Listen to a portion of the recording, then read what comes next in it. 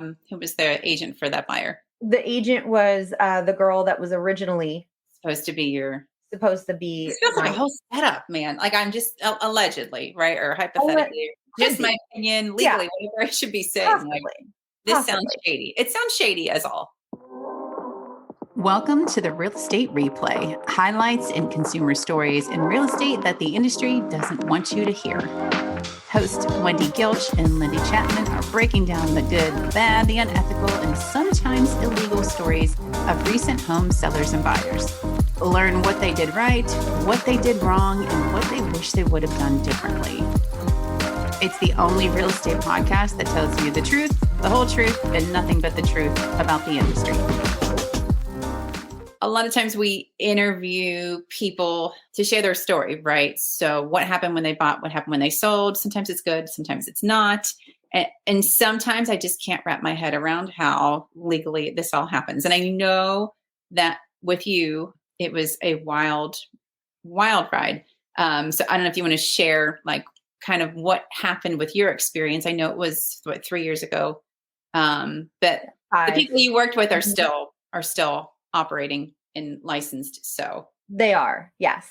So 5 years ago, we were selling my mother-in-law's house. She is elderly, was no longer able to live independently, and was living in a 4-bedroom, 2.5 bath house that she was not able to care for.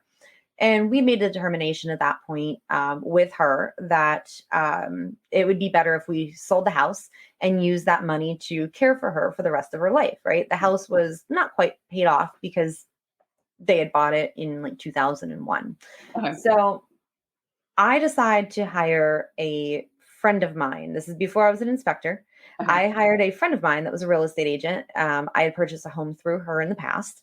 Said, I would love for you to list my house. Well, the first thing that came up, which I was a little taken aback by, is that her brokers decided to list the house themselves instead of her. And I said, well, I asked for her. And they Right. said, well, she's not a listing agent. So therefore, we're going to list it. Is there a qualification to be a listing agent? Because I feel like when you get your license, like that's right.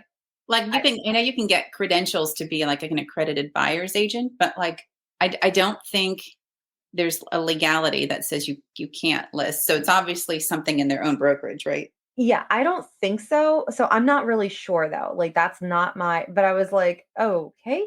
Um, so now we have this other person listing the house for us. Right. And I had done my research before, shockingly, Yeah. before listing. And I saw that in the zip code that we were selling this 4-bedroom, 2.5 bath house on with about an acre and a half of property in a very Popular. great school district, Right. very nice area. And I said, there's nothing listed or has sold in the last 6 months for under $250,000. I think the 250 is a really good place to start. And I was told, absolutely not. We're coming off of a cold market. People will never pay that. And it needs to be listed at 160 to 170. And I said, no, that doesn't. How many bedroom pluses? 4-bedroom, 2.5 bath, And raised ranch. on a giant acre of land, over an acre, Yeah, right? on Yeah. over an acre of land in a very in an area where here we don't have acres of property, right? No, So no, I that can was tell you that. I can tell you that. Not even yep, close. Not yeah, even close. Or if you right. do, like if you do have anything close to that, it's like not usable. So like a usable acre of land is insane. So go ahead. Yeah, yeah. And there was some hillside in it, but it was a really nice private Right. area. Super nice. I fought with them and fought with them, and they said, "Well, if you want to list it at that price, we will not work with you at all because we're the experts and you don't really know what you're talking about." And I was like, I Okay. kind of study the real estate market very tightly. And I'm looking at a 6-month history plus what is on the market now. And at the Right. time, in the entire school district, there was one other 4-bedroom house on the market, right? Right. Right. And many people want a 4-bedroom. Right. So we came to the conclusion that we would basically meet halfway in the middle and we would list at the 200 mark. Okay. And I still thought that it was very low. So we list, and we had a line of people down the street to look at this house. Right. Line of people down the street. And so what I wanted to do was list it on a Wednesday not even respond to any offers, but take highest and best on Sunday. Right. I was told, no, we're done taking offers on the house. This was What day was Wednesday, that? maybe Thursday. This might have been Thursday. Wait, We're so done Thursday. accepting. We're done accepting offers on this house. You need to just make a decision, and this is the best offer that you're ever going to see. How many offers did you have then? We had about 7 at that point. 7 offers after one day? One day. After one day. And they told you they're not accepting anymore. That they were not accepting. You, the homeowner, the one that is the person who's paying for all this, that you're done. Yeah, that we're done. After a day. And so their highest and best offer that we were allowed to see. No, we didn't get to see all the offers. Wait, they didn't show you all the offers? No. Isn't that illegal? Don't they? I mean, I don't know. Yeah, I didn't know at the time. But I don't know, but I always thought you were supposed to be presented all the offers, unless you specifically request otherwise, right? Right. And you I wanted to see all the offers. Right. And you requested to see all of them until Sunday, right? Correct. Okay. And I was told no. Okay. Thursday was the cutoff, and they had the best offer that we were ever going to see, and this is the one that we had to accept. And I was like, okay, like it was a good offer. Like, don't get me wrong. It was, 15,000 over asking, but they wanted 5,000 back seller assist, and they wanted an inspection. Right. Fine. It was fine, but I still, like, it was way under value. So turns out they represented that buyer. Mm-hmm. Who was that? Who was the agent for that buyer? The agent was the girl that was originally supposed to be. This feels like a whole setup, man. Like, I'm just allegedly, right, or hypothetically, just my opinion, legally, whatever I should be saying. Possibly. Like, this sounds shady. It sounds shady as all. So right, it was. So that was the one that we were told we had to accept. And I was getting text messages constantly. Now my husband was mainly handling the finance because his parents, right? It was his mother. So, but she was like, just get him to take this. Just get him to take this. You need to do this. This is the best you're ever going to see on this. You're never going to get any more money from this house ever. I was like, oh my gosh, like, they really know what they, I'd known them for many years. So I thought, well, they know what they're talking about. Right. And so we ended up accepting that offer. Came to hugely regret it during the inspection process. They found a small bow in the wall.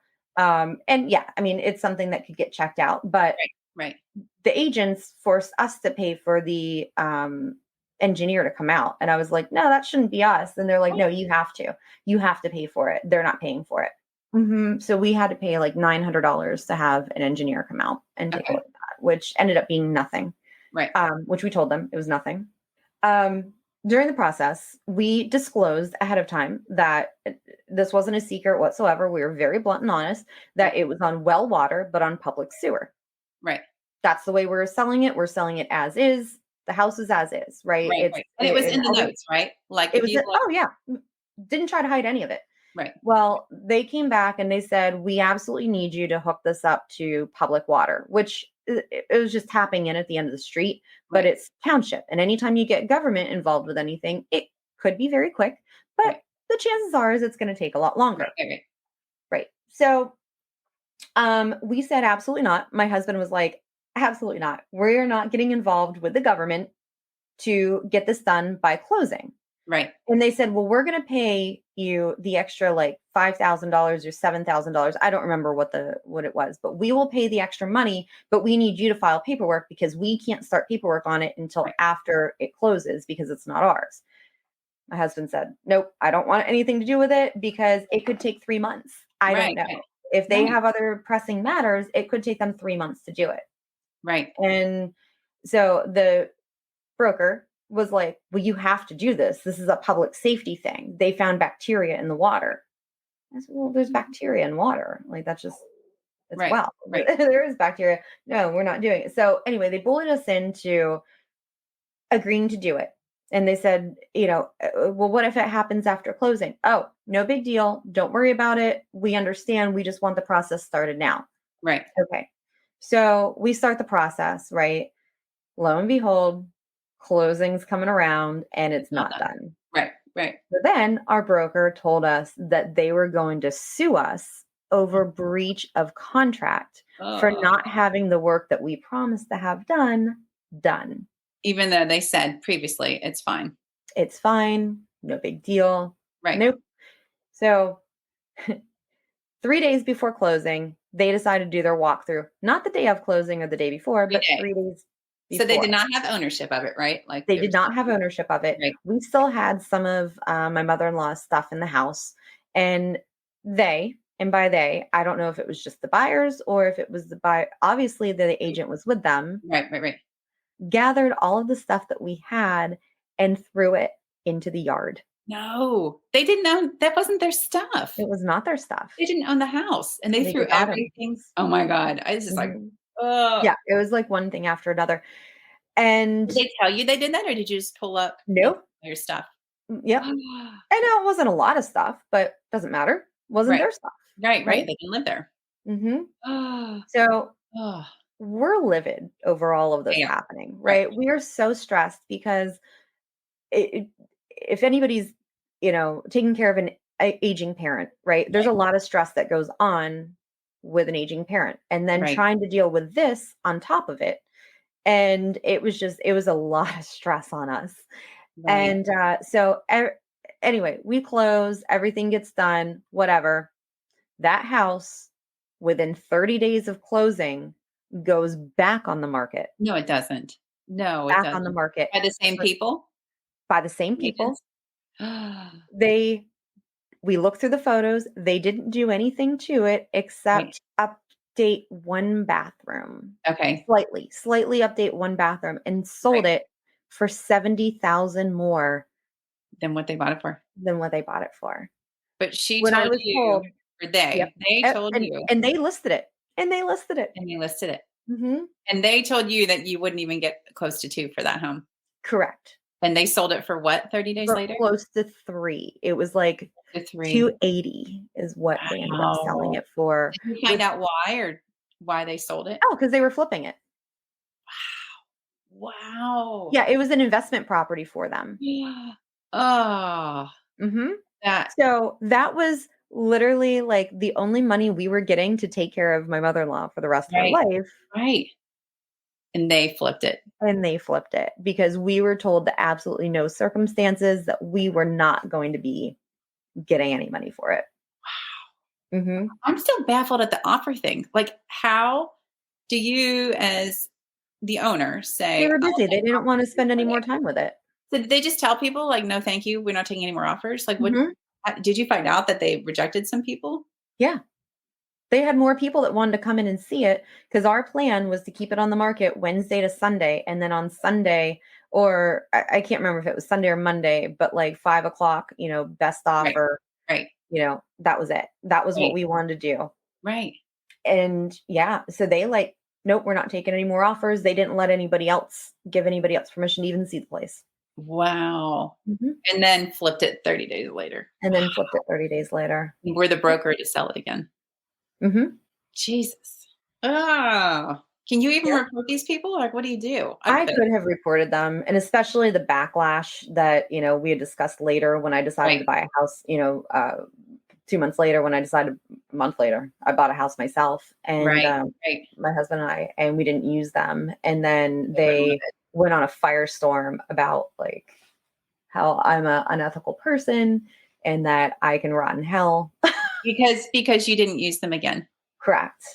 I don't understand how people like this can be in business. Like there's miscommunication, and then there's blatantly taking advantage of people. Like, and this, in my opinion, feels incredibly like you were taken advantage of. Like, why, after the way they treated you and threw stuff in the yard, like, why would they assume that you would ever want to work with them again? I don't know. Well, because I'd been friends with them for 12 years, I think at that point, 11, 12 years, something like that. Like, had actually known these people well. Right. Mm-hmm. Yeah. It's scary too, because people are like, oh, use your friend. And I'm like, I don't know. Because it's such a weird personal spot, right? Like, it really, really is. And and it's funny because I feel like having a real estate license is the most prevalent thing out there, right? Like there's nobody that has the job title more in this country than real Right. estate agent, right? Yeah. And it's actually Right. like a percentage of the population. I think in California, it's something like 11% of people have a real estate license. Like mind-boggling, right? So everybody knows an agent. Right. Right. Some of us know 30 to 40. Right. And then, so you might do a couple transactions in your life, and then you have to pick one person out of, Right. Right. And I and you're think going to hurt feelings. I feel like this is important, like for agents, because I see it on social media all the time. They make these like sassy TikTok videos about like how their friend used someone else or how their neighbor used someone else. And it's like, you can't, some people don't want you to know their personal business, right? And Right. some people have like 7 great people to choose from, and it might not be you, but like you can't take that personal. Like, No. if your friendship is based on if you're going to make money off your friend, like that's not a healthy friendship, right? Like Right. that's not okay. Right. That's No. not okay. And many people want to keep, business and personal separate. Right. Right? Like that's very private. Like buying a house and combing through my finances and knowing exactly what I need, like that's a very personal thing. Right. And I Right. might not want to share that with, Right. a person I know. And like, Right. and let me just say this, like I know so many real estate agents that are fantastic. And Right. I'm sure some will see that know me and like, and I love them and I Right. recommend them 1,000 times over because they're Right. super ethical and Right. helpful. Right. Right. But just because I know somebody doesn't mean I necessarily want to give them all my finances. Yeah. Yep. Like you have every right to be like, I'd rather use a stranger. Like I'd rather use a stranger who's really good at their job than a friend. Because it's just, Sure. and if things go south, like what happened with you, you lost 3 friends, right? Mm-hmm. Although they sound pretty crappy. So I don't know if that's really a negative thing for you to have lost these 3 people. Yeah, I mean, up until that point, they were great. I mean, we, dinner, drinks, like, I mean, we were like friends, Right, right. and dead.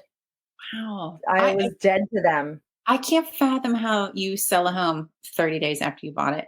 Was that the plan all along, you think, in your opinion? That was the plan for the buyers. Yeah. Right.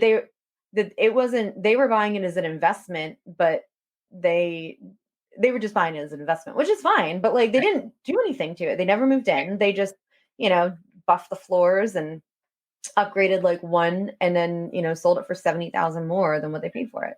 Than what they told you couldn't get. Oh, that's so shit. Oh, I don't understand that. If this industry doesn't do something to like correct crappy behavior, like it's not going to get any better, right? Yeah. And I feel bad because there are real estate agents that will message me and say, "Hey, this happened. Hey, check out this. Hey, did you hear about this?" Because they know like I can say it because I'm not in this business to a degree, right? Like I don't have any skin in the game. But it stinks because a lot of them I feel like would love to speak up more, but you don't want to get ousted or like barred from, the industry or people just talk badly about you and your reputation affects your clients. Yeah, Right? it was a really interesting experience.